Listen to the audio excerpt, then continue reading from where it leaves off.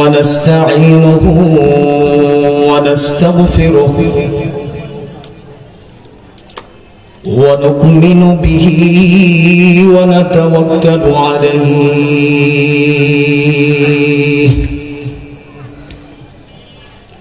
ونعوذ بالله من شرور أنفسنا ومن سيئات أعمالنا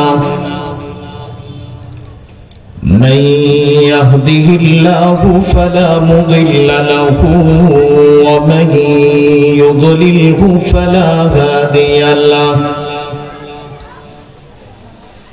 ونشهد أن لا إله إلا الله وحده لا شريك له ونشهد أن سيدنا ومولانا محمدا عبده ورسوله أرسله الله تعالى إلى كافة الناس بشيرا ونذيرا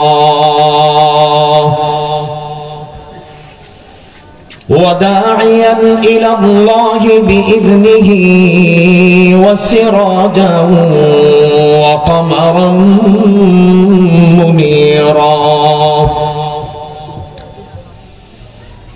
أما بعد فأعوذ بالله من الشيطان الرجيم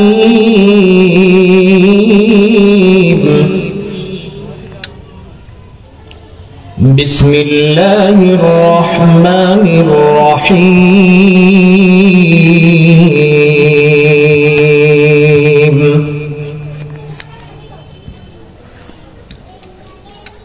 وعباد الرحمن الذين يمشون على الأرض هونا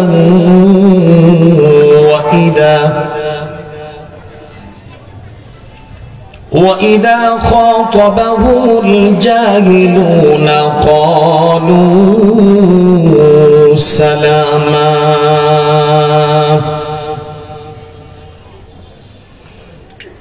وعن أبي هريرة رضي الله تعالى عنه قال رسول الله صلى الله عليه وسلم ما نقصت صدقة من مال وما زاد الله عبدا بعفو إلا عزا وما تواضع أحد لله إلا رفعه الله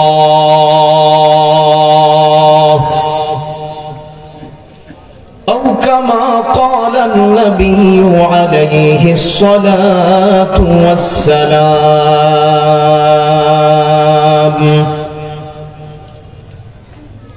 रग रग में मोहब्बत हो रसूल अरबी की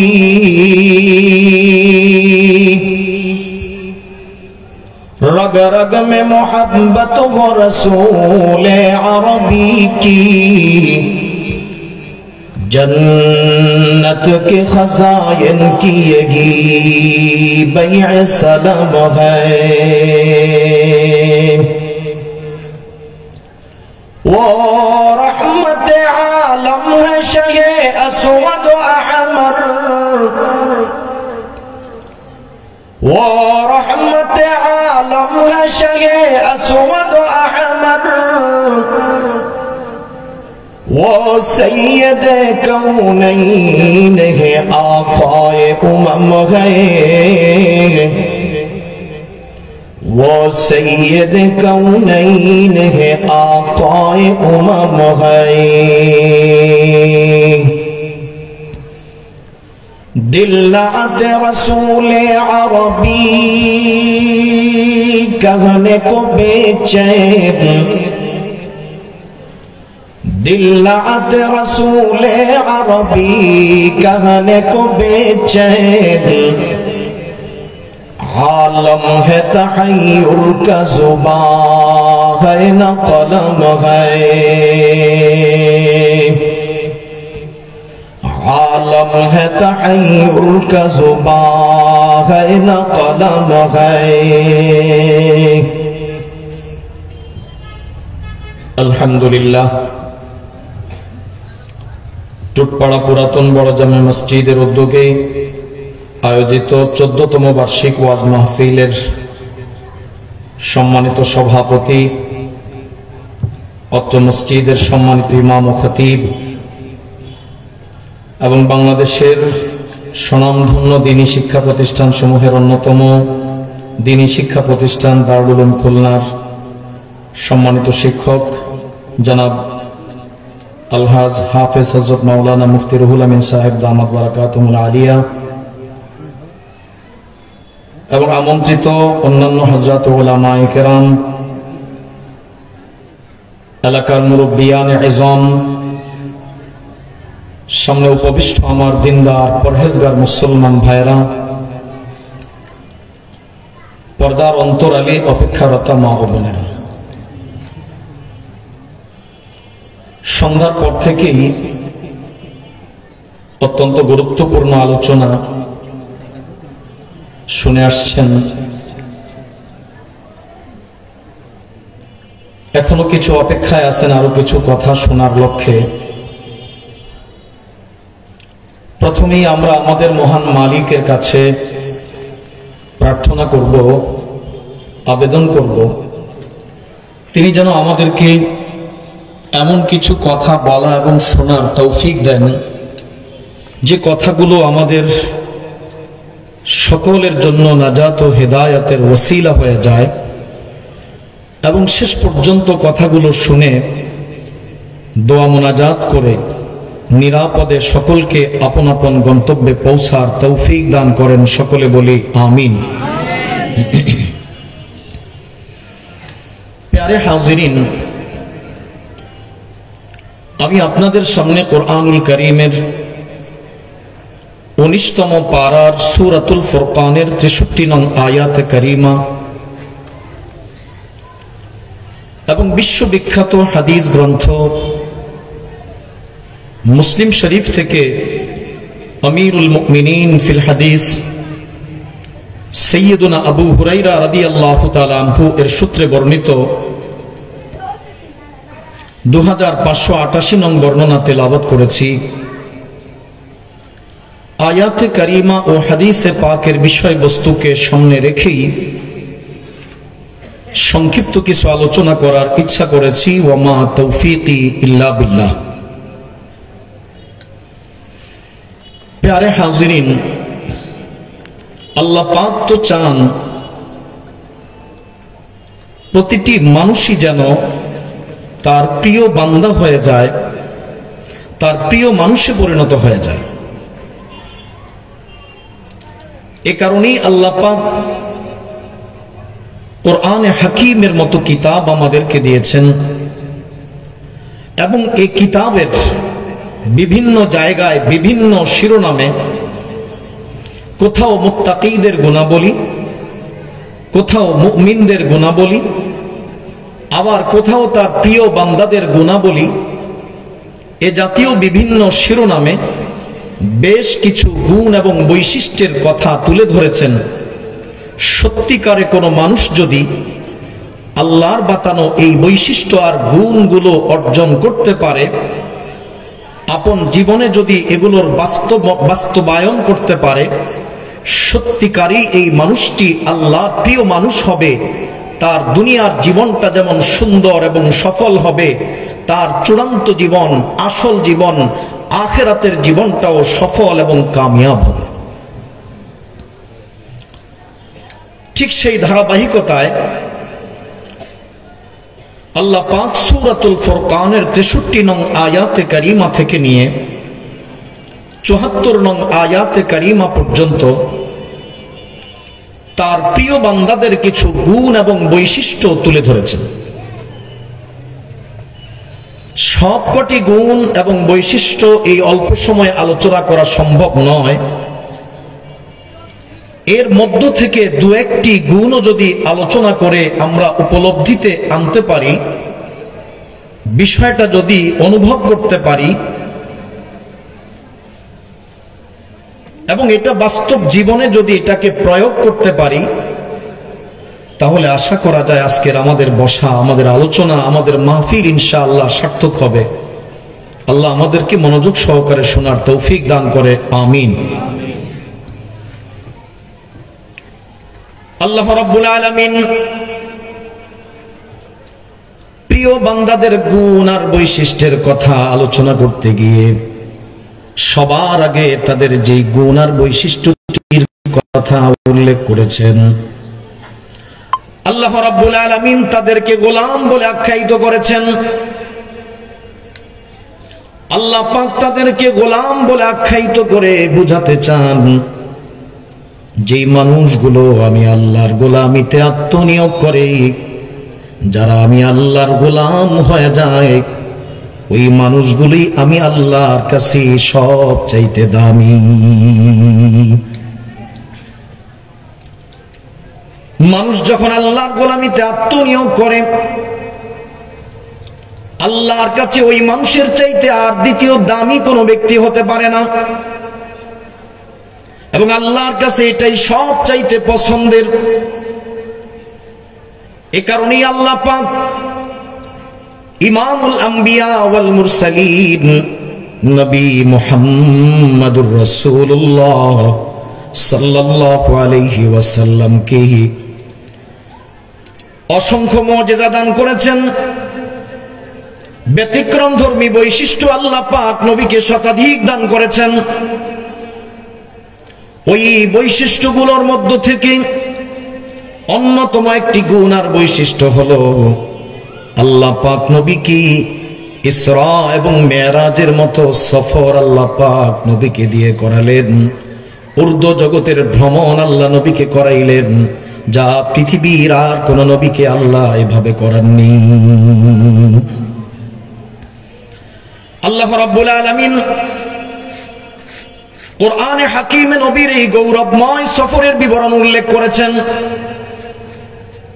কোরআনে হাকিমের সূরাতুল ইসরার মধ্যে আল্লাহ পাক যেখানে নবীর এই সফরের বিবরণ উল্লেখ করেছেন, আল্লাহর ভাষায় আল্লাহ পাক বলেন, সুবহানাল্লাযী আসরা বিআবদিহি সুবহানাল্লাযী আসরা বিআবদিহি লাইলাম মিনাল মাসজিদিল হারামি ইলাল মাসজিদিল আকসাল্লাযী বারাকনা হাওলা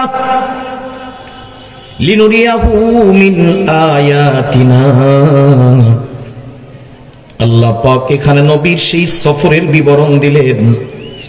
নবীর সফরের বিবরণ দিতে গিয়ে আল্লাহ নবীর পরিচয়টা নবী বলে উল্লেখ করেননি। নবীর পরিচয়টা আল্লাহ পাক নবী বলে উল্লেখ করেননি, রাসূল বলে উল্লেখ করেননি, বরং আল্লাহ নবীকে গোলাম বলে সম্বোধন করেছেন, গোলাম বলে উল্লেখ করেছেন। আল্লাহ পাক যেন বুঝাইতে চান, একজন মানুষের নবী হয়ে যাওয়া, রাসূল হয়ে যাওয়া, এটা যেমন আমি আল্লাহর কাছে পছন্দের, আমি আল্লাহ যেমন এটা বড় পছন্দ করি। যারা নবী হয়, যারা রাসূল হয়, ওই মানুষগুলো আল্লাহর বাছাইকৃত মানুষ হয়, ওই মানুষগুলো আল্লাহর পছন্দের মানুষ হয়ে থাকে। দুনিয়াতে যেমন কিছু মানুষ কারো মানুষের মনোনীত হয়, সামনে নির্বাচন আসতেছে, দেখবেন অমুকের মনোনীত প্রার্থী থাকে না, দলীয় প্রধানের কথা উল্লেখ করে অমুকের মনোনীত, এটা একটা গুরুত্ব বহন করে। ওই লোকের যে গুরুত্ব, তার মনোনীত হওয়া মানে এই লোকটাও গুরুত্বপূর্ণ। এই লোকটাকে কেউ ভালো মতো না চিনলেও যার মনোনীত, তিনি যেহেতু পরিচিত, তার পরিচয়ের ভিত্তিতে, তার গুণাবলীর ভিত্তিতে এই লোকটাকেও মূল্যায়ন করা হয় ওইভাবে যেইভাবে মূল ব্যক্তিকে মূল্যায়ন করা হয়, তার মনোনীত ব্যক্তিকেও ওই মর্যাদায়, ওই পর্যায়ে মূল্যায়ন করা হয়। নবী রাসূল যেহেতু আল্লাহর মনোনীত ব্যক্তি, আল্লাহর বাছাইকৃত ব্যক্তি, তারা যে ভালো মানুষ এই কথা আর বলার অপেক্ষাই রাখে না। আল্লাহ পাক ওই পরিচয়টা না দিয়ে গোলাম বলে বুঝাতে চাইলেন। মাকামে রিসালাত, মাকামে নবুয়ত, এটা আল্লাহর কাছে যেমন প্রিয় পছন্দের, আল্লাহর কাছে আরো বেশি পছন্দের বিষয় হলো কোন মানুষ মাকামে আবদিয়াত লাভ করা, আল্লাহর প্রকৃত গোলাম হতে পারা। আল্লাহর গোলাম যারা হয় ওরাই আল্লাহর কাছে সবচেয়ে বেশি প্রিয় হয়। এজন্যই আল্লাহ নবীর পরিচয় দিতে গিয়ে নবী না বলে, রাসূল না বলে, গোলাম বলে আল্লাহ বুঝাইতে চাইলেন, গোলাম যদি হতে পারো তাহলে আমি আল্লাহর প্রিয় বান্দায় গণ্য হতে পারবো। गुलामी है बादशाही से बेहतर, गुलामी है बादशाही से बेहतर, जरा तुम गुलामी में आकर तू देखो। ও দুনিয়ার মানুষ, নাম যদিও গোলাম, আল্লাহর বান্দাদেরকে যদিও নামে গোলাম বলা হচ্ছে, সত্যিকার অর্থে যদি কেউ আল্লাহর গোলাম হয়ে যায়, নাম গোলাম হলেও আল্লাহ পাক ওই তার প্রকৃত গোলামগুলোকে এমন এক অদৃশ্য সাম্রাজ্যের মালিক বানায় দেয়। ওই লোকটা সাধারণ হলেও আল্লাহর কাছে তার মর্যাদা অনেক বেশি। আল্লাহর গোলামীর মর্ম যারা বুঝেছে, এজন্যই তাদের কাছে দুনিয়ার এই সাম্রাজ্য ছাই তুল্য মনে হয়।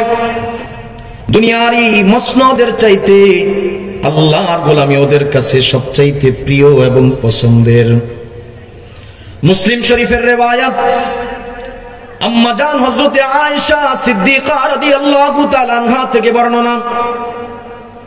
আম্মা জান আয়েশা সিদ্দিকা রাদিয়াল্লাহু তাআলা আনহা বলেন, আল্লাহ নবীর সঙ্গে রাতের বেলা একই বিছানায় পাশাপাশি শয়ন করলাম।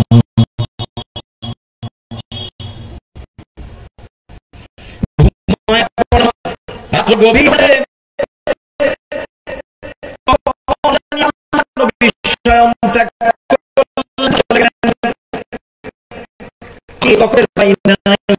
কিন্তু ঘুমটা ভেঙেছে, বিছানার মধ্যে তালাশ করে পাশে আল্লাহর নবীকে খুঁজে পাইলাম না।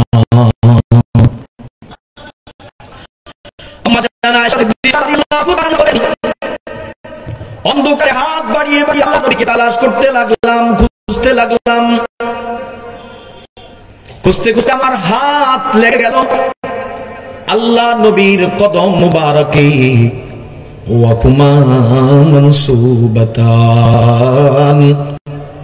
আম্মা জান আয়েশা সিদ্দিকা রাদিয়াল্লাহু তাআলা আনহা বলেন, আল্লাহর নবীর কদম দুইটা তখন ছিল খাড়া অবস্থায়।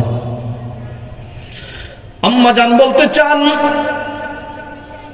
ওই রাতের গভীরে গভীর রজনীতে তামাম দুনিয়া যখন ঘুমে বিভোর হয়ে আছে, গোটা দুনিয়া ব্যাপী যখন পিন পতন নীরবতা বিস্তার করে, গোটা পৃথিবীর মানুষেরা যখন আরামের ঘুমে নিমজ্জিত হয়ে আছে, ওই সময় রহমতে আলম সাল্লাল্লাহু আলাইহি ওয়াসাল্লাম আরামের ওই বিছানা, আরামের ওই ঘুমটা ত্যাগ করে আল্লাহর কুদরতি কদমে সিজদায় পড়ে আল্লাহর গোলামি প্রকাশ করতেছি। আল্লাহর নবীর কাছে নিশ্চয়ই আরামের ঘুমের চাইতে, আরামের বিছানার চাইতে আল্লাহর কুদরতি কদমে সিজদা করাটা বড় মজাদার এবং তৃপ্তিদায়ক ছিল। वाकिफ हो अगर लज्जत बेदारी सबसे,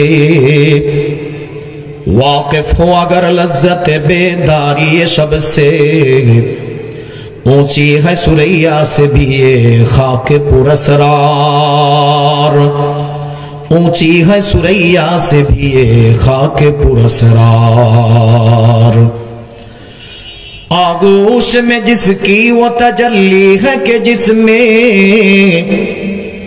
आगोश में जिसकी वो तजल्ली है कि जिसमें खो जाएंगे अफलाक के सब साबित सैयार, खो जाएंगे अफलाक के सब साबित सैयार। আসলে কোন মানুষ যদি গভীর রাতে আল্লাহর কুদরতি কদমে সিজদার মজার তৃপ্তি অনুভব করতে পারত, ওই স্বাদ কত, ওই মজা কত, ওই মানুষটার মর্যাদা আল্লাহর কাছে কত, এইটা যদি বুঝতো, ওই মানুষটার জীবনে ওই সিজদা কখনোই বাদ যাইত না। রহমাতুল লিল আলামিন যেভাবে বিছানা ত্যাগ করে আরামের ঘুমটাকে হারাম করে দিয়ে আল্লাহর কুদরতি কদমে সিজদায় পড়ে পড়ে মজার তৃপ্তি হাসিল করে, ওই মানুষটাও ওইভাবে সিজদায় পড়ে থাকতো। আকাশের তারকাগুলো দেখতে যদিও উপরে, ওদের বাহ্যিক অবস্থানটা যদিও উপরে, আল্লাহরই বান্দা, আল্লাহর কুদরতি কদমে সিজদা করনে वाला বান্দা, আল্লাহর গোলামি করনে वाला বান্দা, অবস্থানটা যদিও তার জমিনে, যদিও সে মাটিতে বসবাস করে, তারকারাজি আকাশে অবস্থান করলেও আল্লাহর কাছে এই মাটিতে অবস্থান করা মানুষটাই মর্যাদার দিক থেকে আকাশের সর্বোচ্চ তারকার চাইতো আরো বেশি উপরে।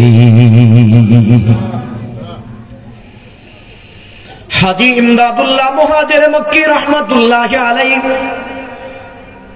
বাইতুল্লাহর তাওয়াফ করে আর আল্লাহর কাছে দোয়া করে,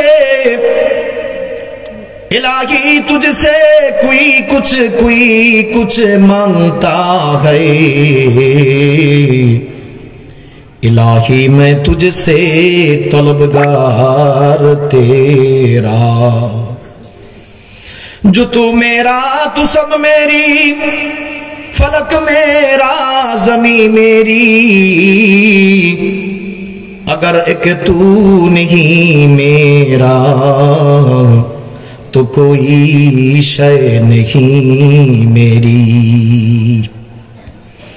বাইতুল্লাহ তাওয়াফ করে আল্লাহকে বলে, আল্লাহ তোমার কাছে কতজন কত কিছু চায়, প্রার্থীর অভাব নাই, প্রার্থনারও অভাব নাই, এক একজন তোমার কাছে এক একটা নিবেদন করে, কিন্তু মালিক আমি তোমার কাছে সবকিছুই চাই না, আমি কেবল তোমার কাছে তোমাকেই চাই। কেন শুধু তোমাকে চাই? কারণ আমি বুঝতে পেরেছি, আমার উপলব্ধিতে এসে গেছে, जो तू मेरा तू सब मेरी, फलक मेरा जमी मेरी, তুমি যদি আমার হয়ে যাও, তোমাকে যদি আমি পেয়ে যাই, আসমানও আমার হয়ে যাবে, জমিনও আমার হয়ে যাবে। এক কথায় তুমি যেই মহা সাম্রাজ্যের মালিক, তোমার গোটা সাম্রাজ্যের মালিক যেন আমি হয়ে গেলাম। তোমাকে পাওয়া মানে তোমার গোটা সাম্রাজ্যটাই যেন পেয়ে যাওয়া। পক্ষান্তরে মালিক তোমাকে যদি না পাই, আর তামাম দুনিয়ার সব কিছু যদি পাই, তুমি বিনে আমি যেন সর্বহারা থেকে যাব। অবন্ধু, সত্যিকারে যারা গোলাম হয়ে যায়, আল্লাহর গোলামিতে যারা আত্মনিয়োগ করে, ওরাই জামানার ইমাম হয়ে যাবে। যুগের নেতৃত্ব আল্লাহ পাক তাদেরকে দিয়েই করাবে। আজ আমরা আল্লাহর গোলামি বাদ দিয়ে অন্যের গোলামিতে লিপ্ত হয়ে গেছি, মানুষের গোলামিতে লিপ্ত হয়েছি। ইজ্জত আল্লাহ আমাদেরকে দিয়েছেন ইসলামের মাধ্যমে। মুসলিম জাতিকে সম্মানিত করেছেন আল্লাহ ইসলামের মাধ্যমে। কেউ যদি, কোন মুসলিম যদি ইসলাম ব্যতীত ভিন্ন কোন পথে মতে শান্তি ইজ্জত কামনা করে, ইজ্জত শান্তি পাবে না, বরং অপদস্থতা, অপমানিত হওয়া, লাঞ্ছিত হওয়া, এটাই তার কপালে জুটবে। লাঞ্ছনা ছাড়া, অপদস্থতা ছাড়া, আর বিভিন্ন ধরনের অপমান হওয়া ছাড়া আর কিছুই তার কপালে জুটবে না। कर सकते थे जो अपने जमाने की इमामत, कर सकते थे जो अपने जमाने की इमामत, वो कुहन दिमाग अपने जमाने के हैं पैरों, वो कुहन दिमाग अपने जमाने के हैं पैरों। ইকবাল মরহুম বলেন, যারা জামানার নেতৃত্ব দেওয়ার কথা ছিল, আজ ওরা যুগের পরিবর্তনে, সময়ের পরিবর্তনে ওরা জামানার গোলাম হয়েছে। কারণ ইসলাম থেকে বিচ্যুত, কোরআন সুন্নাহ থেকে দূরে মুসলমান এখন এর বাইরে ইজ্জত সম্মান দেখতে পায়। সাইয়েদুনা ওমর ফারুক রাদিয়াল্লাহু তাআলা আনহু স্পষ্ট বলেছেন, আল্লাহ পাক আমাদেরকে ইজ্জত দিয়েছেন ইসলামের মাধ্যমে। আমরা যদি এর বাইরে ভিন্ন কোনো উপায়ে ইজ্জত তালাশ করি, ইজ্জত মিলবে না, অপমান অপদস্থ হওয়া ছাড়া আর কোনো গতি উপায় থাকবে না। কাজেই একজন মানুষ যদি আল্লাহর গোলাম হয়ে যায়, তাম দুনিয়া তার গোলাম হবে, তাম দুনিয়া তার কাছে মাথা নত করতে বাধ্য হবে। সাহাবায়ে কেরাম অস্ত্রের বলে বিজয়ী হননি, আদর্শের বলে হয়েছেন, ঈমানি বলে হয়েছেন। এমন ঈমান, এমন শক্তি, ঈমানি কুওয়াত আল্লাহ পাক তাদেরকে দান করেছেন, অসাধারণ। হযরত হুযায়ফা ইবনুল ইয়ামান, রিবি ইবনে আমির রাদিয়াল্লাহু তাআলা আনহুমা পৃথিবীর অন্যতম শক্তি পারস্য সম্রাটের কাছে যখন গিয়েছিলেন, ইরান বিজয় করবেন, পারস্য বিজয় করবেন, তাদের সঙ্গে যখন আলোচনা করতে গিয়েছিলেন, অপেক্ষায় আছেন, রাজ দরবার থেকে অনুমতি মিলবে তো তখন ভিতরে যাবেন। ঠিক এই অপেক্ষার সময়ে হাতে যে তরবারিটা ছিল, তরবারির মাঝখানে একটু পেঁচানো ছিল, খুলে এটা ঠিক করতেছেন। ওই মাঝখানে যে কাপড় বা যে জিনিসটা পেঁচানো ছিল, এটা খোলাতে দেখা গেল তরবারির মাঝখানের অংশ কিছু ভাঙ্গা আছে। এই তরবারিটা যখন আবার ঠিক করতেছেন, পেঁচিয়ে ওই ভাঙ্গা অংশটা ঢেকে দিচ্ছেন, তখন ওই রাজ দরবারের প্রহরী বলে, সাহস তো মন্দ না, এই ভাঙ্গা তরবারি নিয়ে পারস্য বিজয় করতে এসেছো, পৃথিবীর সুপার পাওয়ার, সবচাইতে বড় শক্তি বর্তমান বিশ্বের, আর এদের সঙ্গে মোকাবেলা করতে এসেছো ভাঙ্গা তরবারি নিয়ে, সাহস তো মন্দ নয়। সাইয়েদুনা রিবি ইবনে আমির রাদিয়াল্লাহু তাআলা আনহু জবাব দিলেন, তরবারিটা দেখেছো ভাঙ্গা, কিন্তু বাহুটার দিকে এক নয়। আর যে বান্দাগুলো আছে এদেরকে তো আল্লাহই বানাইছেন, এদের কি চাহিদা, এদের কি মনোভাব, এদের কি রুচি, গতি, প্রকৃতি, সবকিছু আল্লাহ যতটুকু জানেন, কেউ তার চাইতে কোনো দিক থেকে কোনো অংশেই বেশি জানার কথা নয়। এই মুহূর্তে আমি আপনি এখানে বসে আছি, যদি আমাকে জিজ্ঞেস করা হয় আপনার ব্রেনের মধ্যে যে রগগুলো আছে কোনটা কতটুকু সচল আছে আর কোনটা অচল, আমার কোনো খবর নাই। আমার দেহের ভিতরে কোথায় কোন অঙ্গ কিভাবে কাজ করে অথবা করে না, কতটুকু সচল আছে কতটুকু অচল আছে, আমার কোনো খবর নাই। কিন্তু তামাম দুনিয়ার সব সৃষ্টি, সব কায়নাতের প্রতি মুহূর্তের প্রতিটা খবর যার কাছে আছে তিনি হলেন কে? আল্লাহ বলেন, আলা ইয়ালামু মান খালাক। ও বান্দা, যিনি তোমারে বানাইলেন, প্রশ্ন করে বলেন তিনি কি তোমার ব্যাপারে জানেন না? আরে বান্দা, তুমি তোমার ব্যাপারে যতটা না জানো, তোমার খালিক, তোমার স্রষ্টা তার চাইতে লক্ষ কোটি গুণ বেশি তোমার বিষয়ে জানে। রব ভালো করেই জানেন। দুনিয়ার মানুষের স্বভাব প্রকৃতি হলো, কেউ যদি কোনো প্রতিষ্ঠানে চাকরি করতে যায়, আগেই খোঁজ খবর নেয় মালিক কেমন, মালিকের আচার ব্যবহার কেমন, মালিক কর্তৃক সুযোগ সুবিধাটা কেমন পাওয়া যাবে। এই ধরনের বিষয়গুলো যদি মনোপুত হয়, ভালো লাগে, তাহলেই মানুষ ওই প্রতিষ্ঠানে কাজ করতে আগ্রহী হয়। আল্লাহ রাব্বুল আলামিনও জানেন বান্দার মনে প্রশ্ন আসতে পারে, বান্দার মনে চিন্তা দেখা দিতে পারে। আল্লাহ পাক যেহেতু তার গোলামি করার জন্য বলেছে, মালিকের গোলামি করলে এই মালিক আমাকে কি সুযোগ সুবিধা প্রদান করবে, মালিক কেমন, মালিকের আচার ব্যবহারটা জানি কেমন।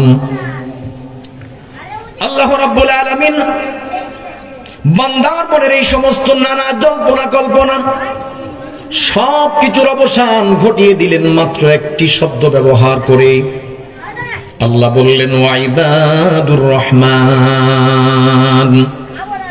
আল্লাহ বললেন যার গোলামি করার জন্য ও বান্দা তোমাকে আহ্বান করি, যেই মালিকের গোলাম হওয়ার জন্য তোমাকে বলি, ওই মালিকের পরিচয় শুনে নাও সংক্ষিপ্তভাবে। ওই মালিক হলেন রহমান। মালিক তার পরিচয় দিলেন, তিনি হলেন রহমান। রহমান কাকে বলে? রহমান তো ওই সত্তাকে বলে যার রহমত আর দয়ার কোনো সীমা নাই, কোনো পরিমাণ কেউ জানে না, কেউ বলতেও পারে না। বাস্তবেও যার কোনো সীমা রেখা নাই এবং অসীম দয়া আর মায়ার মালিক যিনি, ওই মালিক আর ওই সত্তাকেই বলা হয় রহমান। বন্ধু, তাহলে মালিক যেহেতু রহমান, অফুরন্ত দয়ার মালিক যেহেতু, মালিকের গোলামি করলে কি পাওয়া যাবে? বান্দাকে আশ্বস্ত করার জন্য কোরআন এবং হাদিসে বহু বর্ণনায় আল্লাহ পাক এগুলো বান্দাকে আশ্বস্ত করার জন্য জানিয়ে দিলেন। বান্দার মনে যেন কোনো দ্বিধা সংকোচ না থাকে যে আল্লাহর গোলামি করলে আমি জিতবো না ঠকে যাব, এই ধরনের কোনো দ্বিধা যেন বান্দার মধ্যে আদৌ কাজ না করে। সাইয়্যিদুনা আবু হুরায়রা রাদিয়াল্লাহু তাআলা আনহু থেকে বর্ণনা, মুসলিম শরীফের বর্ণনা, قال رسول الله صلى الله عليه وسلم إن أحدكم إذا توضأ فأحسن وضوءه ثم أتى المسجد لا ينهزه إلا الصلاة لا يريد إلا الصلاة فلم يخط خطوة إلا رفع له بها درجة وحط عنه بها خطيئة حتى دخل المسجد فإذا دخل المسجد كان في الصلاة ما كانت الصلاة تحبسه أو كما قال النبي عليه الصلاة والسلام। سيدنا أبو هريرة رضي الله تعالى عنه বলেন, আল্লাহ নবী ইরশাদ করেছেন, উম্মতরি তোমাদের কেউ যখন সুন্দর করে ওযু করে আপন ঘর থেকে মসজিদের দিকে রওনা করে, উদ্দেশ্য হলো সে নামাজ আদায় করবে, আল্লাহর গোলামি করবে। আল্লাহর কোন বান্দা যদি ঘর থেকে পবিত্রতা অর্জন করে মসজিদের দিকে রওনা করেন, আল্লাহ নবী বলেন আল্লাহ পাকের কাছে এই বান্দার মসজিদ মুখে রওনা হওয়া এতটাই পছন্দের, এতটাই মালিকের কাছে ভালো লাগে, মালিক ফেরেশতাকে বলে দেয়, ও আমলনামা লেখার দায়িত্বে নিয়োজিত ফেরেশতা, আমার বান্দা ঘর থেকে বের হয়ে আমার ঘর পর্যন্ত আসতে কতগুলো কদম ব্যবহার করে, কদমগুলো গুনে রাখো, আর প্রতি কদমে কদমে আমার বান্দার গুনাহ খাতাগুলো মাফ করে দাও। আর প্রতি কদমে কদমে আমার বান্দার মর্যাদা বৃদ্ধি করে দাও। আল্লাহর এই বান্দা ঘর থেকে বের হয়ে এক এক কদম দিয়ে যেভাবে মসজিদের দিকে অগ্রসর হয়, একটা কদম যত দেয় মসজিদের সঙ্গে তার যে দূরত্ব সেটা আস্তে আস্তে কমতে থাকে, আর প্রতি কদমে কদমে সে মসজিদের নিকটবর্তী হতে থাকে। নবী যেমন বলতে চান, উম্মত তোমার এক এক কদম যেমন তোমাকে মসজিদের নিকটবর্তী করে দেয়, প্রতি কদমে কদমে যেমন তোমার আর মসজিদের দূরত্বটা কমতে থাকে। উম্মতরে, বাস্তবতা হলো এমন, তোমারই কদমগুলো একইভাবে তোমার সাথে আল্লাহর যে দূরত্ব আছে, প্রতি কদমে কদমে তোমার আর আল্লাহর দূরত্ব কমিয়ে কদমে কদমে তুমি আল্লাহর নিকটবর্তী হয়ে যাও। প্রতিটি কদমে কদমে তোমার নেকি লিখে দেওয়া হয়, গুনাহগুলো মাফ করে দেওয়া হয়। বান্দা যখন মসজিদে আসে, মসজিদে প্রবেশ করে, মসজিদে ঢোকা মাত্রই ওই নিয়মটা পরিবর্তন হয়ে নতুন আর একটা নিয়ম চালু করে দেওয়া হয়। এটা হলো ঘর থেকে মসজিদে আসা পর্যন্ত এই নিয়ম। মসজিদে যখন ঢুকে পড়লো, নামাজের সময় কিছুক্ষণ বাকি আছে, 5 মিনিট বাকি আছে, 10 মিনিট বাকি আছে, বা আরো বেশি বাকি আছে। এই যে সময়টা সে অতিক্রম করে নামাজের অপেক্ষায় থাকে, নবী বলেন আল্লাহর কাছে নামাজের অপেক্ষায় যে বান্দা বসে আছে, এটা এত পছন্দের, এতই ভালো লাগে আল্লাহর কাছে। আল্লাহ ফেরেশতাকে বলে দেন, কানা ফিস সালাতি মা কানাতিস সালাতু তাহবিসুহু, সে নামাজেই আছে যতক্ষণ পর্যন্ত সে নামাজের অপেক্ষায় থাকবে। নামাজের অপেক্ষাও ও ফেরেশতা আমার বান্দার আমলনামার মধ্যে নামাজ হিসেবে লিখে দাও। আচ্ছা, তাহলে বলুন তো, 2-1 মিনিট যদি নামাজ হতে দেরি হয় কোনো অসুবিধা আছে? তাহলে আমরা ঘড়ির দিকে তাকিয়ে অযথা বিরক্ত হই কেন? কি বলেন? খুলনায় কি মানুষ বিরক্ত হয় এরকম? আমি নারায়ণগঞ্জের কথা বলছি। শুধু অনেকে আছে ঘড়ির দিকে তাকায়, হুজুর বলে কিনা? আপনারা হয়তো বলেন না, যদি বলে থাকেন আজ থেকে আর বলবেন না ইনশাআল্লাহ, ঠিক আছে না? কারণ এখানের একটা মিনিট আমার জন্য লাভজনক। কি বলেন, লাভজনক কিনা? আমি জ্যামে পড়ে থাকলে যদি 1 ঘন্টা পড়ে থাকি, এখানে হয়তো জ্যাম অতটা হয় না, আমরা ভুক্তভোগী এটার। ঘন্টার পর ঘন্টা পড়ে থাকতে হয়। দাউদকান্দিতে আসলে তো কোনো কথাই নেই, এখন তো 1 বছর একটু কমছে। মাঝে মধ্যে এমন হতো রাতের 2টায় এসে মাহফিল শেষে দাউদকান্দিতে পৌঁছেছি, সেখান থেকে ফজর হয়ে গেছে কিন্তু দাউদকান্দি ছাড়াইতে পারিনি, এত পরিমাণে যানজট। আচ্ছা, এই যে 2 ঘন্টা পড়ে থাকলাম, 3 ঘন্টা পড়ে থাকলাম, কয়টা নেকি হবে? নেকি হবে? এই অপেক্ষার কোনো সওয়াব আছে? কিন্তু আল্লাহর বান্দা মসজিদে নামাজের জন্য অপেক্ষায় যদি থাকে, যতক্ষণ থাকবে কোনো লিমিট নাই, আনলিমিট, কোনো লিমিট বলা হয়নি। কানা ফিস সালাতি মা কানাতিস সালাতু তাহবিসুহু, নামাজ যতক্ষণ তাকে আটকায় রাখবে, যতক্ষণ তার নামাজের জন্য অপেক্ষা করতে লাগবে, পুরো সময়টাই কানা ফিস সালাহ। নবী বলেন আল্লাহর তরফ থেকে সিদ্ধান্ত, সে নামাজের মধ্যে আছে, পুরো সময়টাই ধরা হবে। সে যেন রুকুতে আছে, সে যেন সিজদায় আছে, সে যেন নামাজে তিলাওয়াতে আছে, এটাই ধরা হবে। পুরো সময়টা নামাজ বলে গণ্য করা হবে। তাহলে এখন থেকে আর ঘড়ির দিকে তাকাতাকি নেই ইনশাআল্লাহ। হোক না দেরি 2 মিনিট, ইমাম সাহেব 2 মিনিট দেরি করলে অসুবিধা তো কিছু নাই, আমার তো লাভ, আমার তো কি লাভ। নামাজ শেষ করে কেউ যদি মসজিদে আরো কিছু অপেক্ষা করে, পৃথিবীতে যত কাছের মানুষ হোক, আজকে আমি আপনাদের মেহমান হয়ে আসছি, খুব আদর আপ্যায়ন করেছেন, থাকলে করবেন, কিন্তু কয়দিন করবেন? 2-4 দিন পরে মনে মনে বলবেন, সামনে না বললেও চলে গেলেই ভালো হতো। কি বলেন? আর আমি কেন, আপনার আরো নিকটবর্তী, আরো ঘনিষ্ঠ কেউ যদি আপনার আসে, যত বড় মুআজ্জাজ মেহমানই হোক না কেন, 2-4 দিন যাওয়ার পরে আপনি মুখ ফুটে বলতে না পারলেও মনে মনে অন্তত বলবেন, যায় না কেন? কি বলেন, ঠিক কিনা?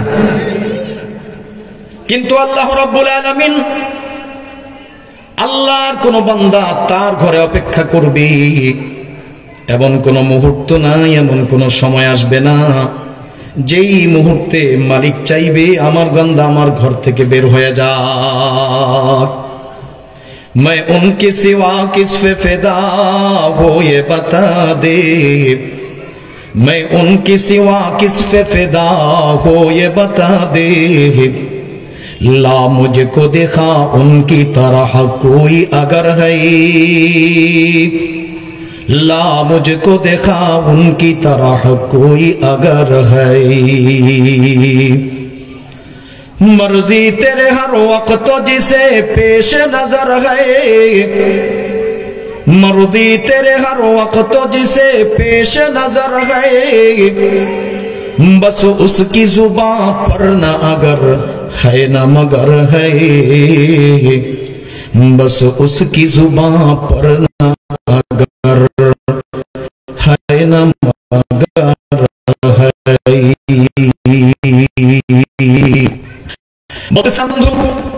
নামাজের প্রিয় আল্লাহর কোন বান্দা এরপরেও যদি মসজিদে অবস্থান করে অপেক্ষা করতে থাকে, সে যদি দুইটা শর্ত শুধু পূরণ করতে পারে, নবী বলেন মালাম ইউহদিসিহি মালাম ইউহদিফিহি, যদি সে ওযু অবস্থায় পবিত্র অবস্থায় অবস্থান করে এবং খানাত অবস্থায় শোনা যায়, এই শর্ত যদি পূরণ করতে পারে, আল্লাহর তরফ থেকে ফেরেশতা নিয়োগ করে দেওয়া হয়। ওই ফেরেশতা লোকটার জন্য অনবরত যতক্ষণ সে অপেক্ষা করবে, যতক্ষণ মসজিদে থাকবে, ততক্ষণ পর্যন্ত তিনটা দোয়া করতে থাকবে।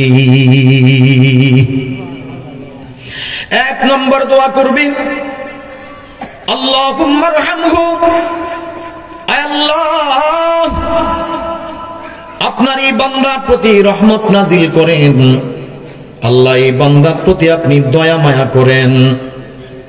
দুই নম্বরে দোয়া করবে, আল্লাহুম্মা গফির লাহু, আয় আল্লাহ আপনি আপনার এই বান্দাকে ক্ষমা করে দিন। তিন নম্বরে দোয়া করবে, আল্লাহুম্মা তুব আলাইহি, আয় আল্লাহ আপনি এই বান্দার তওবাটা কবুল করে নিন। তাহলে তিনটা দোয়া করতে থাকবে, রহমতের দোয়া, মাগফিরাতের দোয়া, তওবা কবুলের দোয়া। এই তিনটা দোয়া যদি কারো জন্য কবুল হয়, এই মানুষটার দুনিয়া আখিরাতে আর কোনো কিছুই কিন্তু অভাব থাকবে না। কারণ রহমত এমন এক বিষয়, কোন মানুষ এমন নাই, শুধু কোন মানুষ নয়, তাম দুনিয়ার মধ্যে, গোটা কায়নাতের মধ্যে, গোটা সৃষ্টি জগতের মধ্যে এমন কোন অনুপরমাণু নাই প্রতি মুহূর্তে আল্লাহর রহমতের মুখাপেক্ষী হয় না। এমন কেউ নাই, প্রতিটা মুহূর্তেই প্রতিটা সৃষ্টি আল্লাহর রহমতের মুখাপেক্ষী।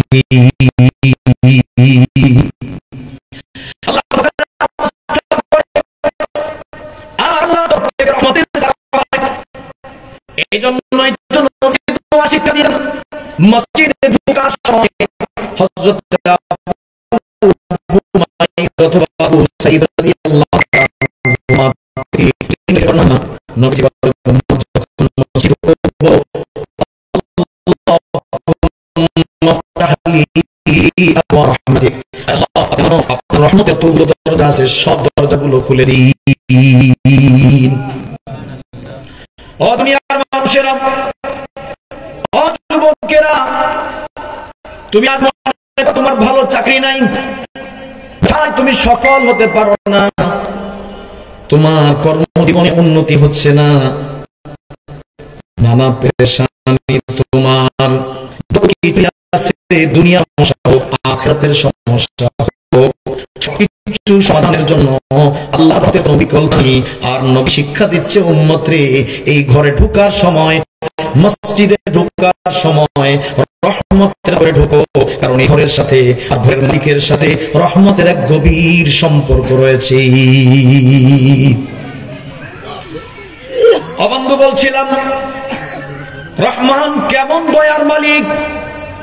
বুখারী মুসলিম শরীফের অপর বর্ণনা সাইয়্যিদুনা আবু হুরায়রা রাদিয়াল্লাহু তাআলা আনহু থেকে এসেছেন, হাদিসে কুদসি, قال رسول الله صلى الله عليه وسلم قال الله تبارك وتعالى إذا أراد عبدي أن يعمل سيئة فلا تكتبوها حتى يعملها وإن عملها فاكتبوها له بمثلها وإن تركها من أجلي فاكتبوها له حسنة আও কামা ক্বালান নবিয়্যু আলাইহিস সালাতু ওয়াস সালাম।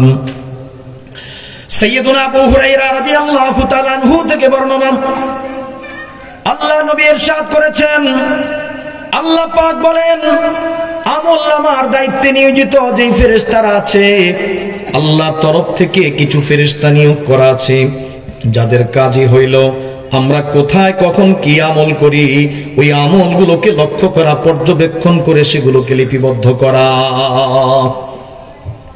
আল্লাহ রাব্বুল আলামিন কোরআনে হাকিমের মধ্যে তাদের আলোচনা করেছেন, কিরামান কাতিবিনা ইয়ালামুনা মা তাফআলুন।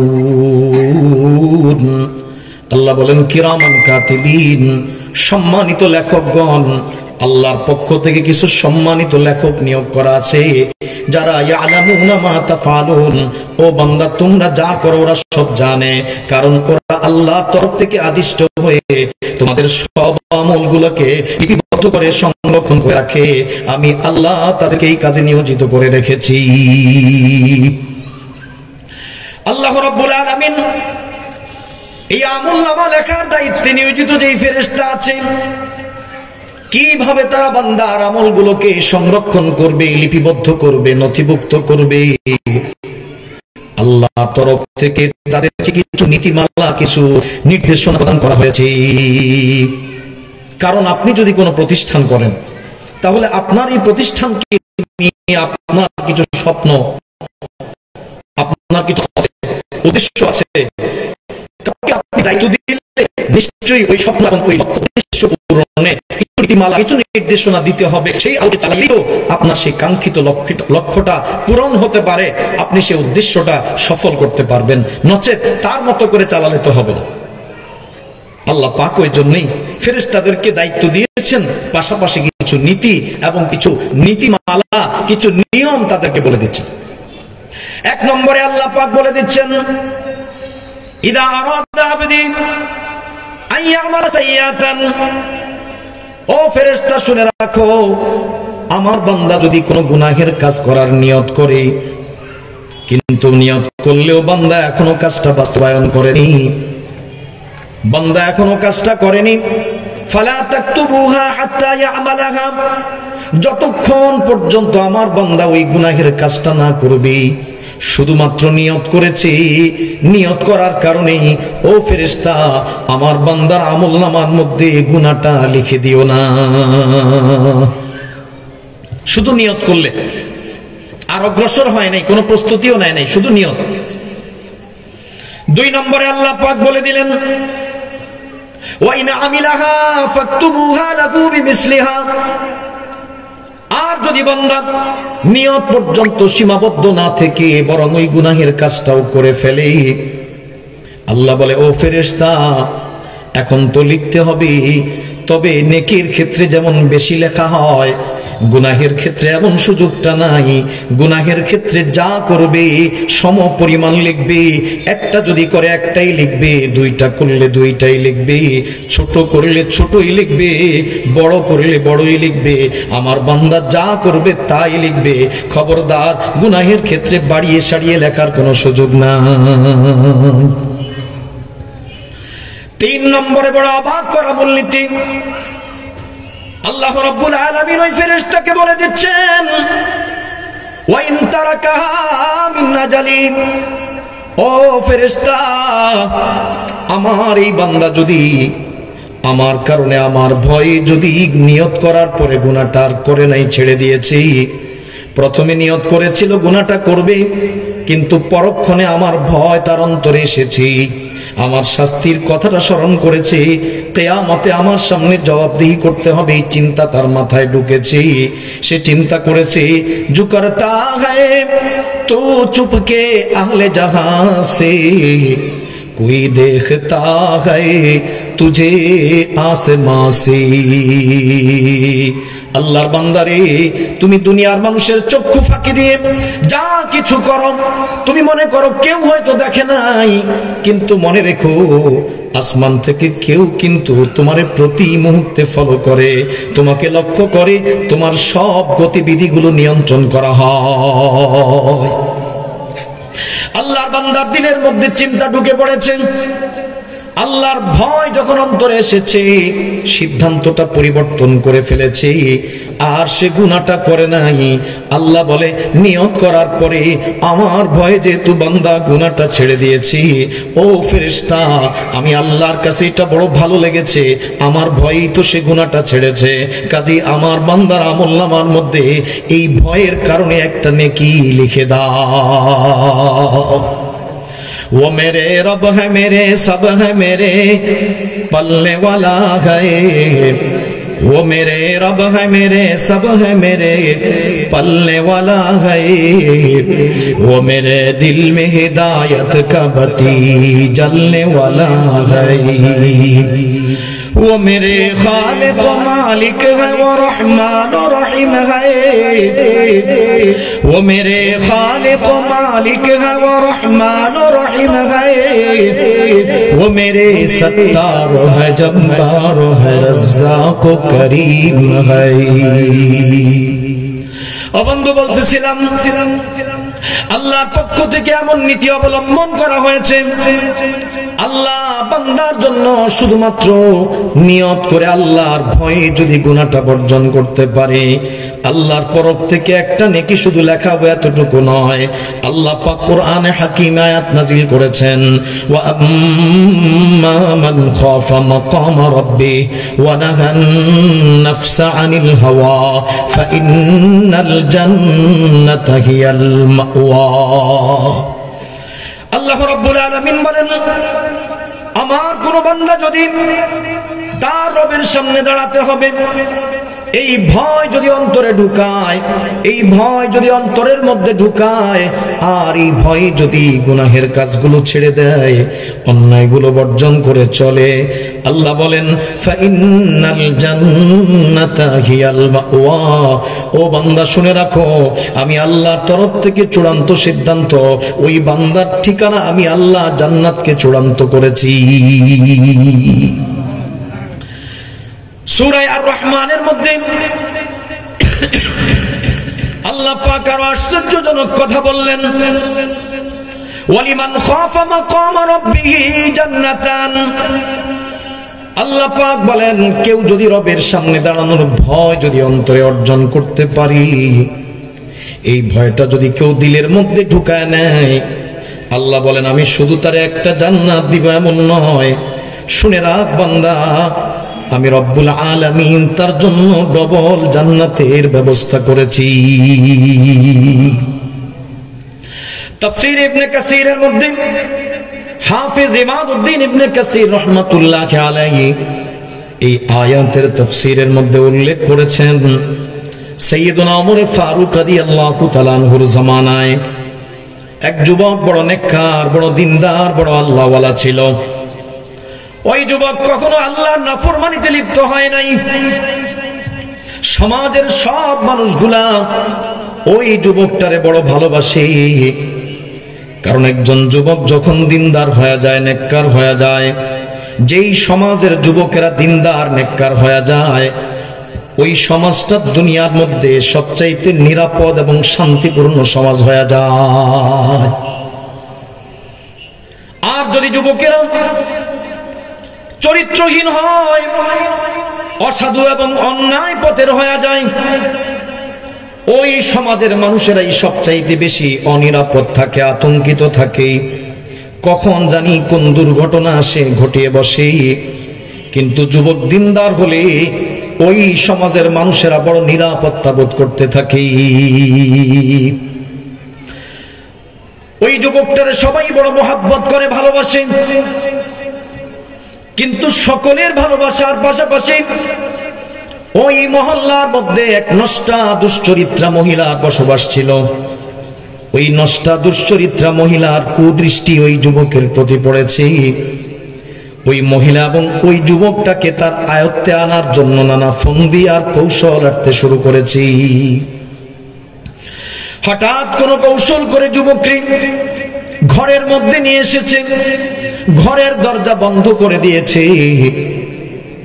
যুবক বুঝতে পেরেছে, আমি তো বড় ধরনের বিপদের সম্মুখীন হয়েছি, বড় ধরনের ষড়যন্ত্রের শিকার হয়ে পড়েছি।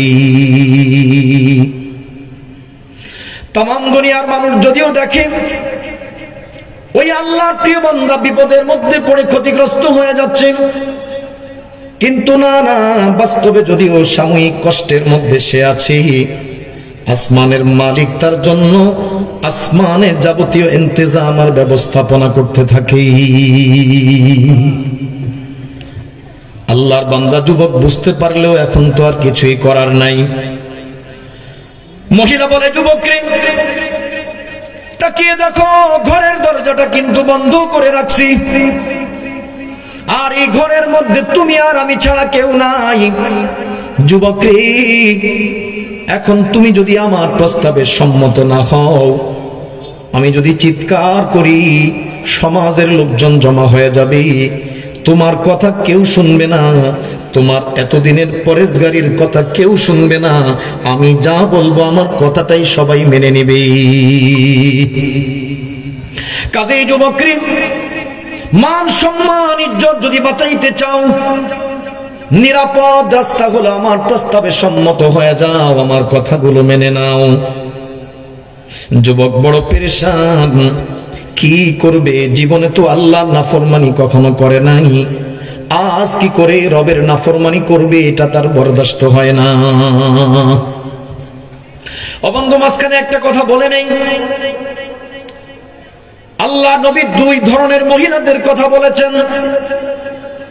এক ধরনের মহিলা যারা হলো নষ্টা, যারা বদকার, নবী তাদের ব্যাপারেও মন্তব্য করেছেন, কার নারী সবচাইতে দামি সম্পদ, পৃথিবীর সেরা সম্পদ বানালেন নবীজি একজন নেককার নারীকে। ভালো নারী, সতী নারী, নেককার নারী, সে পৃথিবীর সবচাইতে দামি সম্পদ। আবার যারা বদকার তাদের ব্যাপারে নবীজি বলেছেন, قال رسول الله صلى الله عليه وسلم ما تركت بعدي فتنة أضر على الرجال من النساء فاتقوا الدنيا واتقوا النساء أو كما قال النبي عليه الصلاة والسلام। নবীজি বলেন, উম্মত, তোমাদের জন্য দুনিয়াতে মহিলার চাইতে বড় কোনো ফিতনা আর ক্ষতিকর দিক আমি রেখে যাচ্ছি না। তোমাদের জন্য সবচাইতে বড় বিপদের বস্তু, বড় ভয়াবহ বস্তু, বড় ক্ষতিকর বস্তু হিসাবে মহিলাদেরকেই রেখে যাচ্ছি। তাহলে দুই ধরনের কথা মন্তব্য করলেন। এক জায়গায় নবীজি মহিলাদেরকে পৃথিবীর শ্রেষ্ঠ সম্পদ বললেন, আবার নবী বললেন পৃথিবীর সবচাইতে বড় ক্ষতিকর, সবচাইতে বড় ফিতনা নবীজি নারীকে বলেছেন। তাহলে বোঝা গেল এটা সব নারীর ক্ষেত্রে সমানভাবে প্রযোজ্য নয়। নারী দুই ধরনের হবে, যারা নেককার তারা হলো সেরা সম্পদ, আর যারা বদকার ওরা হলো পৃথিবীর সবচাইতে বড় ফিতনা। ওই নারী যেই ঘরে থাকবে সেই ঘর অশান্তির অনলে জ্বলবে। ওই নারী যেই সমাজে, যেই রাষ্ট্রে থাকবে সেখানে অশান্তির আগুন দাউ দাউ করে জ্বলতে থাকবে। তো ওই নষ্ট মহিলা যুবকটারে বারবার যেন হুমকি দিচ্ছে। যুবকটা তো চিন্তা করে, সারা জিন্দেগি রবের নাফরমানি করিনি, কখনো নিজের চরিত্রে কলঙ্কের দাগ লাগাইনি, আজ বুঝি এই মুহূর্তে মহিলার কথায় আমার রবকে নারাজ করব, আমার চরিত্রে দাগ লাগিয়ে দিব, এটা কি করে সম্ভব? এটা বরদাস্ত হচ্ছে না। এই কল্পনার মধ্যে একটা ভয় তার দিলের ভিতরে আসলো, আল্লাহর ভয়ের ভিতরে আসলো। আজ গুনাহ করলে আমার রবকে চেহারা কিভাবে দেখাবো, রবের সামনে দাঁড়াবো কিভাবে, জবাব দিব কিভাবে, কি বলবো সেই দিন রবকে? জবাব দেওয়ার তো কিছু নাই। এই নানান চিন্তা তার দিলে এসে এমন ভয় অন্তরে চলে এসেছে, শরীরের মধ্যে কম্পন তৈরি হয়ে গেছে। মানুষ যখন অতিমাত্রায় পায়,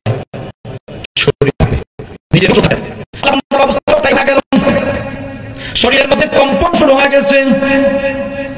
আল্লাহর বান্দা কাঁপতে কাঁপতে জমিনের মধ্যে পড়ে গেছে, অজ্ঞান হয়ে জমিনের মধ্যে ওই যে পড়ে গেছে, আর ওখান থেকে সুস্থ হয়ে ফিরে নাই।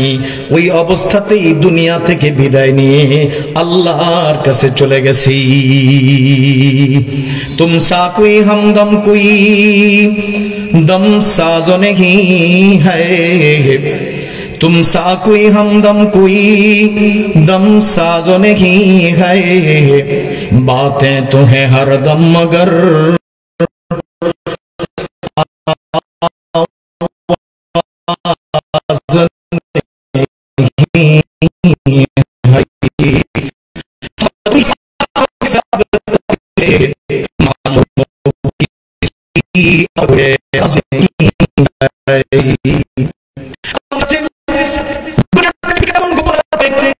যারা আল্লাহ হয়ে যায়, আল্লাহর প্রিয় বান্দা যারা হয়ে যায়, ওদের সঙ্গেও কিন্তু আল্লাহর প্রেম নিবেদন হয়, আল্লাহর সঙ্গে প্রেমের আলাপের মতো হয়। ওই যুবকের সঙ্গে আল্লাহকে কোন প্রেম নিবেদন হয়েছে, মালিকের সঙ্গে সে কোন চুক্তি জানে, রব তাকে থেকে চরিত্রে কলঙ্কিত আল্লাহ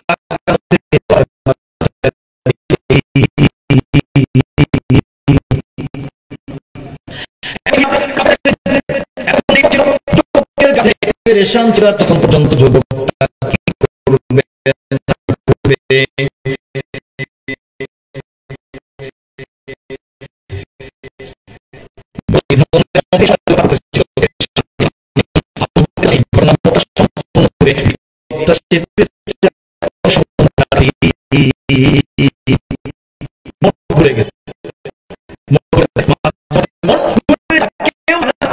ঘুরে যাবে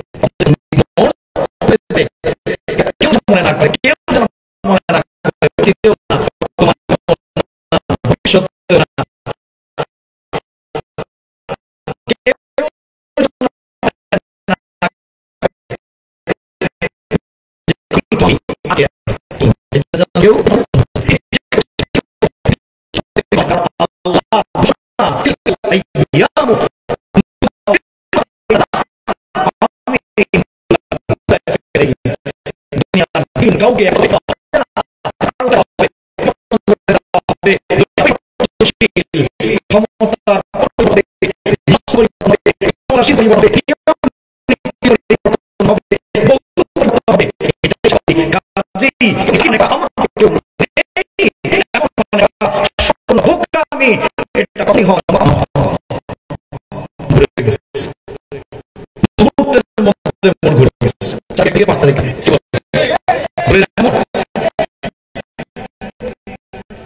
কেউ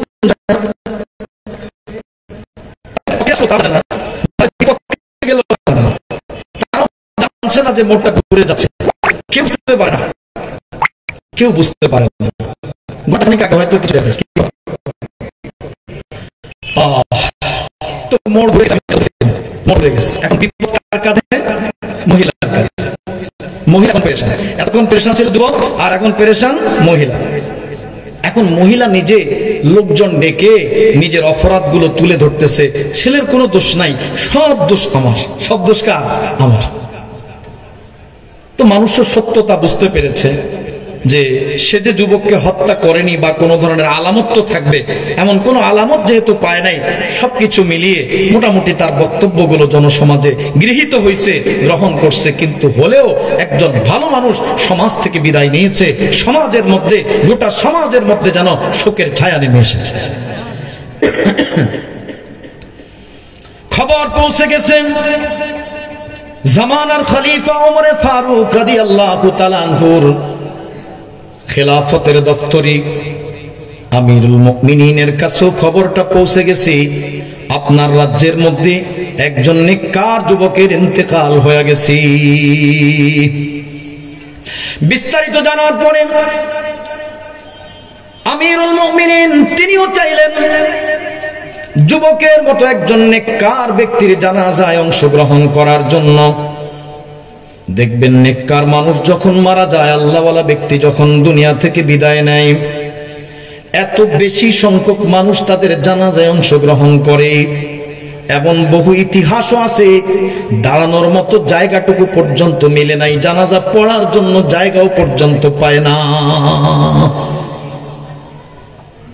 ভালো মানুষ যদি নিজের পরিবারের সদস্য না হয়, রক্তের সম্পর্কের কেউ নাও হয়, তবুও একজন ভালো মানুষ যখন সমাজ থেকে বিদায় নেয়, ওই ভালো মানুষের বিদায়ে মানুষের চোখ দিয়ে পানি ঝরে, মানুষ দিলে দিলে কষ্ট অনুভব করে একজন ভালো মানুষ সমাজ থেকে বিদায় নিয়েছে। ঠিক এই যুবকের বিদায়ে গোটা সমাজ যেন শোকাহত হলো। আমিরুল মুমিনিন তিনিও পেরেশান এবং ইচ্ছা করেছেন এই যুবকের জানাজায় তিনি অংশগ্রহণ করবেন, কিন্তু এখনকার মতো জানানোর ভালো মাধ্যম তো ছিল না। তিনি তার মতো করে প্রস্তুতি নিয়ে এসেছেন ঠিক, ইতিমধ্যে এলাকার লোকজনই সব প্রস্তুতি শেষ করে তার দাফন কাফন সবকিছু শেষ করে ফেলেছে। আমিরুল মুমিনিন এসে দেখলেন সবকিছু শেষ, আফসোস করতে লাগলেন। কোন একটা কাজ করতে গিয়ে যদি না হয় একটু আফসোস তো লাগে। তিনি আসছেন জানাজা পড়ার জন্য, জানাজাটা পাইলেন না, শেষ হয়ে গেছে, আফসোস করতে লাগলেন। শেষ পর্যন্ত বললেন, আচ্ছা ঠিক আছে, আফসোস করে তো আর কোনো কাজ নেই, লাভও নেই, তো ঠিক আছে অন্তত কবর দেখায় দাও, কবরটা জিয়ারত করে আমি যাই। ওমর ফারুক রাদিয়াল্লাহু তাআলা তাদের জন্য কবরের কাছে তখন গেলেন, মাথার মধ্যে চিন্তা আসতে শুরু করেছে। আল্লাহ পাক সূরা রহমানের মধ্যে বলেছেন, ওয়ালিমান খাফা মাকামা রাব্বিহি জান্নাতান। রবের ভয় যদি কেউ অন্তরে অর্জন করতে পারে, আল্লাহর ভয় যদি কেউ অন্তরে ঢুকাইতে পারে, ওই মানুষটার জন্য রব সন্তুষ্ট হয়ে ডবল জান্নাতের ব্যবস্থা করবে। এই যুবকের মৃত্যুর সাথে জীবনের সাথে এই আয়াতটার সম্পূর্ণ মিল পাওয়া যায়। কাজী নিশ্চয়ই রবের ওয়াদা সত্য, রব তার জন্য ডবল জান্নাতের ব্যবস্থা করে দিয়েছে। কিন্তু জানার উপায়টা কি? যদি কোনোভাবে একটু জানা যাইতো রব বাস্তবে তার সঙ্গে কি আচরণ করেছে। মনে মনে জল্পনা কল্পনা করতে লাগলেন, কিন্তু কিভাবে খবরটা নেবেন? লোকটা তো দুনিয়া থেকে বিদায় নিয়ে চলেই গেছে, মুর্দা, মুর্দার সঙ্গে তো কথা বলা যায় না। খবরটা নেওয়ার উপায়টা কি? আমিরুল মুমিনিন কবরের সামনে দাঁড়িয়ে দাঁড়িয়ে চিন্তারত। হঠাৎ করে দিলের মধ্যে জাগ্রত হলো, মুর্দা যদিও কথা বলতে পারে না, আল্লাহ পাক চাইলে মুর্দার জবান দিয়েও কথা বলাইতে পারে। আল্লাহর জন্য সম্ভব কোনো কিছুই নাই, আল্লাহর জন্য অসাধ্য কোনো কিছুই নাই। আমাদের জন্য অসম্ভব হলেও মালিকের জন্য কোনো কিছুই তো অসম্ভব নয়। কাজেই মালিকের যেহেতু কুদরত আছে, মালিক চাইলে তো মুর্দাকে জিন্দা বানায়া দেখাইতে পারে। এমন অসংখ্য ইতিহাস ইসলামের মধ্যে, এমনকি আল্লাহ পাক কোরআনে হাকিমের মধ্যে বিবরণ উল্লেখ করেছি। বুঝাবার জন্য বলি, নাহলে কথাটা পুরোপুরি বুঝে আসবে না। কোরআনুল কারীমের সবচাইতে বড় সূরা সূরাতুল বাকারা। বাকারা মানে কম বেশি আমরা জানি গাভী, তো অর্থ দাঁড়াইলো সূরাতুল বাকারা গাভীর সূরা। তার মানে গাভী সংক্রান্ত একটি ঘটনা যা বনি ইসরাঈলে সংঘটিত হয়েছিল মুসা আলাইহিস সালাতু ওয়াস সালামের যুগে। পয়গম্বর মুসা আলাইহিস সালাতু ওয়াস সালামের যুগে গাভী সংক্রান্ত একটি ঘটনা সংঘটিত হয়েছিল। সেই ঘটনার বিবরণ যেহেতু এই সূরাতে রয়েছে, যদিও আরো বহু আলোচনা সূরাতে আছে, থাকলেও এই বিশেষ অংশটির প্রতি ইঙ্গিত করে বা ওই দিকে লক্ষ্য করে এই পুরা সূরাটারই নামকরণ করা হয়েছে সূরাতুল বাকারা, গাভীর ঘটনা সংক্রান্ত সূরা। বুঝার বিষয় হলো গাভীর ঘটনাটা কি। লম্বা কথা, আমি পুরাটা বলবো না, শুধু আমার প্রয়োজনীয় অংশটুকু বলবো, তাতেও অনেকটা বুঝে আসবে ইনশাআল্লাহ। সংক্ষিপ্ত বিবরণ হলো, বনি ইসরাঈল এক ব্যক্তির তারই আপন ভাতিজা অথবা চাচাতো ভাই, নিজের একদম ঘনিষ্ঠ ব্যক্তি সম্পদের লোভে, মিরাসের লোভে লোকটাকে হত্যা করে। আপন লোক, ভাতিজা অথবা চাচাতো ভাই হত্যা করে। কোন কোন বর্ণনায় বিবাহ সংক্রান্ত বিষয়, যাক যেভাবেই হোক হত্যা করেছে। নিকটতম লোকেরাই তাকে হত্যা করে সমাজের কাছে বিচারককে। 12টা তো বেজে গেছে, আমি তো খেয়াল করি নাই। এটা বলে শেষ করে দেব ইনশাআল্লাহ, বেশি লম্বা করব না, কারণ কথাই ছিল 12টার পর্যন্ত, এরপরে বেশি না যাওয়া, গভীর রাত্র না করা। যাই হোক, এখন এই খুনি সম্ভব হলো না। শেষমেশ নিরুপায় হয়ে তারা যখন রাস্তা থেকে ওদেরকে গরু জবাই করতে বলেন। নানা টাল বাহানা, অজুহাত, রং কি হবে, এটা কি হবে, সেটা কি হবে, বহু প্রশ্নে জড়িত শেষমেশ গোলাই করছে। সংক্ষেপ বলছি, পরে ওদেরকে বলা হলো এই অংশ ওই নিহত ব্যক্তির গায়ে স্পর্শ করলে ওই মুহূর্তে জিন্দা হবে, হয়ে বলবে কে হত্যা করেছে, সে জিন্দা হয়ে দিবে কাতালানি ফুলানুন ওয়া ফুলানুন, আমাকে অমুক আর অমুক ব্যক্তি হত্যা করেছে, তার ঘাতকের নাম সেই স্পষ্ট মারাও গেছে। এই যে এই সংক্ষিপ্ত কথা থেকে যতটুকু আমরা বুঝতে পারি যে আল্লাহ চাইলে তো মুহূর্তের মধ্যে এই মুর্দা লোকটাকে যেইভাবে জিন্দা করে, আল্লাহ চাইলে যে কোনো লোকটাকে জিন্দা করে তার জবান থেকে কথা বলাতে পারে কিনা? সাইয়্যিদনা ওমর ফারুক রাদিয়াল্লাহু তাআলা আনহু আল্লাহ সেই কুদরতের উপর আস্থা রেখে ওই যুবককে ডাক দিয়ে বসলেন, যুবক রে, তোমার এই মৃত্যুর সাথে আয়াতের সাথে বড় মিল। রব তো বলেছে রবের ভয়ে যদি কেউ অন্তরে অর্জন করতে পারি, রব তার জন্য ডবল জান্নাতের ব্যবস্থা করবি। যুবক রে, আল্লাহ অর্জন করতে গিয়ে তুমি বিসর্জন দিয়েছো, যুবক আল্লাহর ওয়াদা সত্য দেখি তোমার সঙ্গে আখিরাতের জগতে ব্যবহার করেছি। আল্লাহ মুর্দা যুবককে সালামটা করে দিলেন। ইমাম ইবনে কাসির রাহমাতুল্লাহ আলাইহি লিখেছেন, আল্লাহ পাক ওই মুর্দা যুবকের জবান খুলে দিলেন। কবর থেকে আওয়াজ আসতেছে, আমিরুল মুমিনিন আল্লাহ থেকে আমার জন্য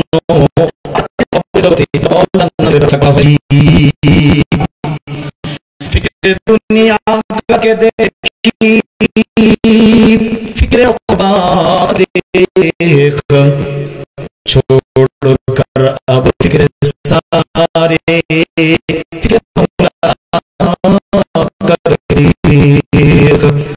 कौन किसके काम आया, कौन किसका है बना, सबको अपना करके देखा, सबको अपना करके देख, सबको अपना करके देखा, रब को अपना करके देख। দুনিয়ার জন্য কত ফিকির করেছো, দুনিয়ার জন্য তুমি করেছো, আল্লাহর নয়, বৈধভাবে দুনিয়ার জন্য কোনো নিষেধ নয়। আল্লাহ বান্দা একটা কথা রাখবি, আখিরাতকে ভুলে গিয়ে চলবে না, আখিরাতকে বাদিয়ে নয়, বরং আখিরাতকে ঠিক রেখে দুনিয়ার জন্য মেহনত করতে কোনো নিষেধ নাই। দুনিয়ার মধ্যে কতজনের সাথে কত সম্পর্ক বন্ধুত্ব আমার হয়েছে, কে আমার কতটা হিতাকাঙ্ক্ষী, কতটা আমার সবকিছু বাছাই করেছি। আল্লাহর বান্দারি আল্লাহর সঙ্গে সম্পর্ক ওই সবচাইতে বড় ঘনিষ্ঠ, সবচাইতে বড় আপন। আমাকে আপনাকে যখন কবরে একাকী নিঃসঙ্গ অবস্থায় রেখে আসবে, আমার স্বজন আপনজন বলতে সেখানে কেউ থাকবে না, একমাত্র রবের সাহায্য, রবের সহযোগিতা, রবের কুদরত ব্যতীত সহযোগিতা সেখানে কেউ হবে না।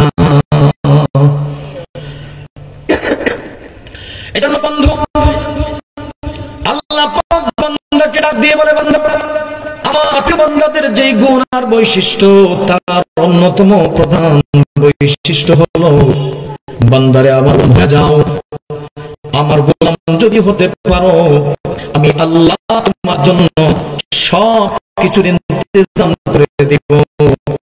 ওই মানুষটা নিয়ে সুন্দর হয়ে যাবি, এত সুন্দর এবং হয়ে যাবি। আল্লাহ পাক সকলকে যে কথাগুলো বলেছি, আল্লাহর গোলাম হওয়া, আল্লাহর গোলামে লিপ্ত হওয়া, বিশেষ করে মাহে শাবান শুরু হয়েছে, এই মাসে নবীজি অনেক বেশি রোজা রাখতেন, অন্য মাসে রোজা রাখতেন না। এই মাস চেষ্টা করব, বিশেষ করে আল্লাহ সবচেয়ে প্রমুখ সময়, অতি অল্প সময় মাহে রমাদানের মতো মাস সামনে অপেক্ষা করছে। নবীজি এই মাসের জন্য সবসময় দোয়া করতেন, আল্লাহুম্মা বারিক লানা ফি রাজাব ওয়া শাবান ওয়া বালিগনা রমাদান। আমরা আল্লাহর কাছে দোয়া করতে থাকবো এবং এখন থেকে সূচি তৈরি করে নেব, যাতে মাহে রমাদানে অন্য ব্যস্ততা কমিয়ে অন্তত ইবাদতের মাত্রাটা যেন একটু বাড়ানো যায়। বড় আফসোসের বিষয়, এই মাসটা এসেছে ইবাদতের জন্য, কিন্তু আমরা সকলেই বিভিন্ন পেশাজীবী মানুষেরা, বিভিন্ন কর্মজীবী এটাকে আমাদের মৌসুম হিসেবে তৈরি করে নিয়েছি। ফলে দেখা যায় অন্য সময় আমাদের কর্মব্যস্ততা যতটা না থাকে, এই মাস আসলে আমাদের কাজের চাপ অন্য সময়ের তুলনায় বেড়ে যায়। অথচ হওয়ার কথা ছিল কাজের চাপটা কমিয়ে এই ইবাদত দিকে মনোনিবেশ করা। আল্লাহ পাক আমাদের সকলকে বুঝার এবং আমল করার তৌফিক দান করেন। আমিন। ওয়া আখিরু দাওয়ানা আনিল হামদুলিল্লাহি রাব্বিল আলামিন।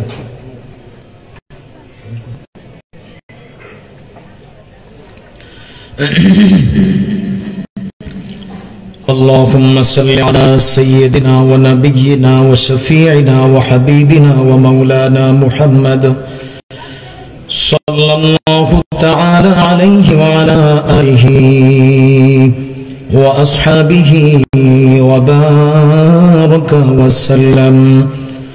اللهم صل على سيدنا ونبينا وشفيعنا وحبيبنا ومولانا محمد صلى الله تعالى عليه وعلى آله وأصحابه وبارك وسلم. أستغفر الله الذي لا إله إلا هو الحي القيوم وأتوب إليه لا حول ولا قوة إلا بالله العلي العظيم. أستغفر الله الذي لا إله إلا هو الحي القيوم وأتوب إليه لا حول ولا قوة إلا بالله العلي العظيم. সকলে আমরা খাস করে দোয়া করব আমাদের সকলের জন্য, অত্র এলাকার জন্য, বিশেষ করে অত্র এলাকার যে সমস্ত মুরব্বীরা দুনিয়া থেকে বিদায় নিয়েছেন তাদের সকলের রূহের মাগফিরাতের জন্য, যারা আমরা বেঁচে আছি সকলের নেক হায়াত এবং সুস্বাস্থ্যের জন্য। আল্লাহ পাক যেন আমাদের সকলকে মৃত্যুর পর্যন্ত আল্লাহর হুকুমের উপর অটল থাকার তৌফিক দান করেন এবং আমাদের এই দেশটার জন্য, প্রিয় মাতৃভূমির জন্য আমাদের সবচেয়ে বড় চাওয়া হলো আমরা যেন নিরাপদে শান্তিতে যেন এখানে আল্লাহর হুকুমগুলো পালন করতে পারি, কোনো ধরনের বাধা বিপত্তির সম্মুখীন যেন না হয়, দ্বীন ও ঈমানের ক্ষেত্রে যেন কেউ কোনো বাধা না দেয়, বরং নির্বিঘ্নে আমরা যেন আল্লাহর বিধানগুলোকে পালন করতে পারি, মুসলিমেরা যেন পালন করতে পারে, সেই পরিবেশ যেন আল্লাহ পাক তৈরি করে দেন। সেজন্য আমরা খাস করে আল্লাহ তাআলার কাছে দোয়া করব। মা বোনরা যারা পর্দার আড়ালে আছি ওনারাও দোয়ার জন্য হাত তুলি। আলহামদুলিল্লাহি রাব্বিল আলামিন والصلاة والسلام على سيد الأنبياء والمرسلين وعلى آله وأصحابه أجمعين. ربنا ظلمنا أنفسنا وإن لم تغفر لنا وترحمنا لنكونن من الخاسرين. ربنا آتنا في الدنيا حسنة وفي الآخرة حسنة وقنا عذاب النار. ربنا آتنا ما وعدتنا على رسلك ولا تخزنا يوم القيامة إنك لا تخلف الميعاد. رب ارحمهما كما ربياني صغيرا رب ارحمهما كما ربياني صغيرا ইয়া রাব্বাল আলামিন, ইয়া আরহামার রাহিমিন, ইয়া রাহিমাল মাসাকিন। আয় আল্লাহ, আমরা কতিপয় গুনাহগার বান্দা। আয় আল্লাহ, টুটপাড়া পুরাতন বড় জামে মসজিদের উদ্যোগে আয়োজিত আয় আল্লাহ এই দিনই মাহফিল শেষে গভীর রজনীতে আয় আল্লাহ ভিক্ষুকের বেশে বড় আশা নিয়ে আপনার শাহী দরবারে হাত তুলেছি। আয় আল্লাহ, আমরা যারা হাত তুলেছি আমাদের সকলের জীবনের গুনাহ খাতাগুলো মাফ করে দিন।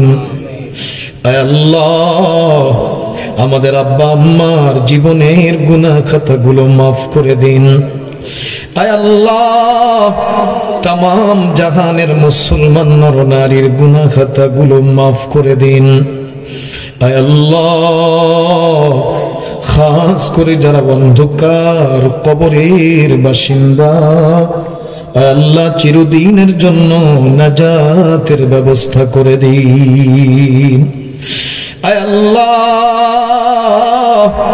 কবরগুলো জান্নাতের টুকরা বানায়া দিন। আয় আল্লাহ, কবরের সঙ্গে জান্নাতের সঙ্গে সংযোগ করে দিন। আয় আল্লাহ, আমাদের সকলের যাবতীয় পেরেশানি মুসিবত গুলো দূর করে দিন। আয় আল্লাহ, আপনি অন্তর্যামী, সকলের মনের খবর গুলো আপনার জানা আছে। ওগো মালিক, কে জানি কোন আশা নিয়ে হাত তুলেছে। আয় আল্লাহ, প্রত্যেকের মনের নেক আশাগুলো পূরণ করে দিন। আয় আল্লাহ, যাদের চেষ্টা মেহনতে যাদের উদ্যোগে পরিবেশ কায়েম হয়েছে আয় আল্লাহ, তাদের সকলকে উত্তম বিনিময় নসিব করে দিন। আয় আল্লাহ, আমাদের প্রতি আমাদের দেশের প্রতি কে ইসলামের দেশ হিসেবে আয় আল্লাহ ইসলামের নিরাপদ ভূমি হিসাবে কবুল করে নিন। আয় আল্লাহ,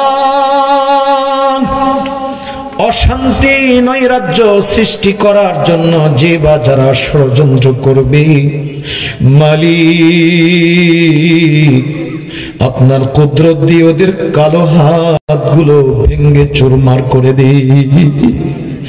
আয় আল্লাহ, আমাদের এই প্রিয় মাতৃভূমিকে আল্লাহ হেফাজত ফরমান।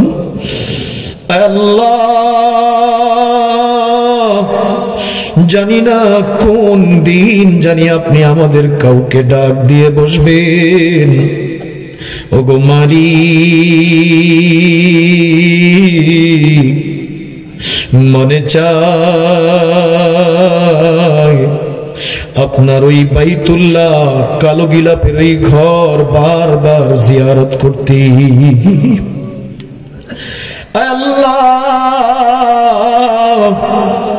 মনে চায় মদিনার ওই সবুজ গম্বুজের নিচে শোয়া নবীর রওজার সামনে দাঁড়িয়ে প্রাণ ভরে নবীকে সালাম দিতে।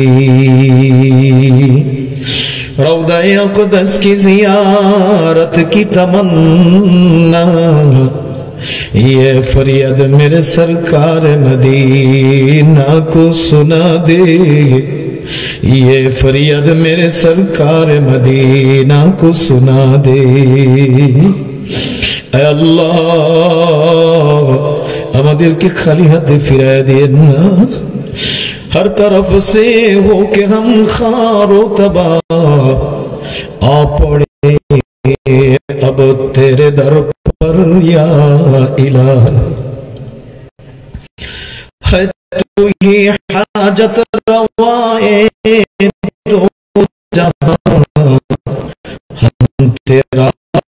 छुट जाएगा, गैर से बिल्कुल ही उठ जाए नजर, तू ही तू आवे नजर देखो जिधर। रब्बना हब लना मिन अज़वाजिना व दुर्रिय्यतिना क़ुर्रता अयुन वजअलना लिलमुत्तक़ीना इमामा। रब्बना तक़ब्बल मिन्ना इन्नका अंतस समीउल अलीम व तुब अलैना इन्नका अंतत तव्वाबुर रहीम। सुब्हान रब्बिका रब्बिल इज्जति अम्मा यसिफून व सलामुन अलल मुरसलीन वल्हम्दुलिल्लाहि रब्बिल आलमीन।